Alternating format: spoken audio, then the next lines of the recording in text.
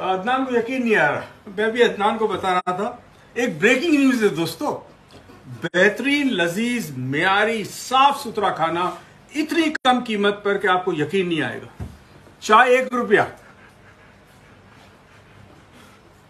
और रोटी 1 रुपए की, सब्जी 4 रुपया, दाल 1.5 रुपए प्लेट, बिरयानी सिर्फ 8 रुपए की प्लेट, चिकन 24 रुपए 50 पैसे की, मछली 13 रुपए की, गोश्त 21 रुपए का। वाह!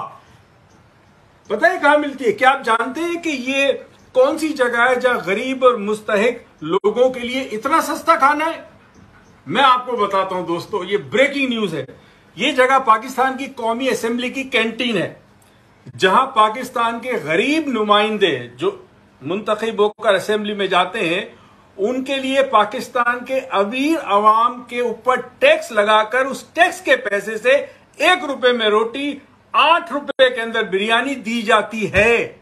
और यह हकीकत है, और उसमें भी जिसकी मर्जी पैसा दे ना दे। तो आप एक काम करें, आप चाहते ना खाना इतना सस्ता आपको मिले, तो सिर्फ एक काम करें, अगले इलेक्शन में खड़े हो, इलेक्शन लड़े, जीते, असेंबली में जाए और 1 रुपए की रोटी और 1 रुपए की चाय आपके लिए होगी। शुक्रिया।